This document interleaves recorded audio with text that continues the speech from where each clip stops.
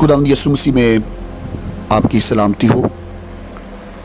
आज हम अब्दिया नबी की किताब के मुताला को अपने लिए करेंगे और इसके तारुफ पर गौर करेंगे। अब्दिया नबी ने बनी अदूम की सज़ा और हलाकत की पेशीन गोई की थी। बनी अदूम ने यरूशलेम तबाह करने में बड़ी बेदर्दी से नबूकतनज़र की मदद की थी, जिसके सबब खुदा ने इनकी अदालत की। यरूशलेम की शिकस्त के 4 ही साल बाद अदूम की सल्तनत को भी शिकस्त हो गई। बनी अदूम की बाबत अब्दिया ने पेशीन गोई की कि वो शिकस्त के बाद कभी बहाल ना होंगे, मगर इसराइल के लिए इस दिन की पेशीन गोई की कि जब वो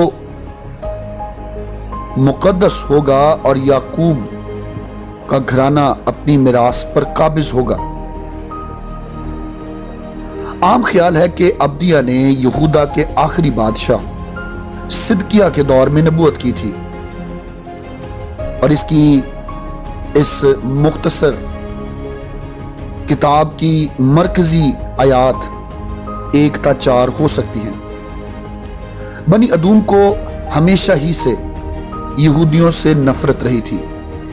इस नफरत का आगाज ईसाऊ के अपने भाई याकूब को कत्ल करने की कसम खाने के वक्त से होता है और इसका जिक्र पैदाइश की किताब के 27वें बाब की 41वीं आयत में मिलता है।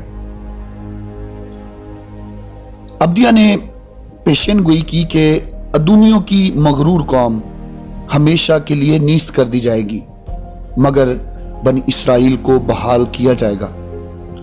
अब्दिया की किताब का एक ही बाब है और इसमें अब्दिया की पेशीन गोई का जिक्र हमें मिलता है। जिस तरह अदूमियों ने अपने गरूर के बायस अब्दिया नबी की पेशीन गोई को नजरअंदाज किया, इसी तरह बहुत से लोग गरूर के बायस अपने आला रुतबा और मालो दौलत से मुतमईन होकर खुदा के कलाम को रद्द कर देते हैं। लेकिन हकीकी इत्मीनान सिर्फ खुदा की फरमाबरदारी करने से ही मिल सकता है।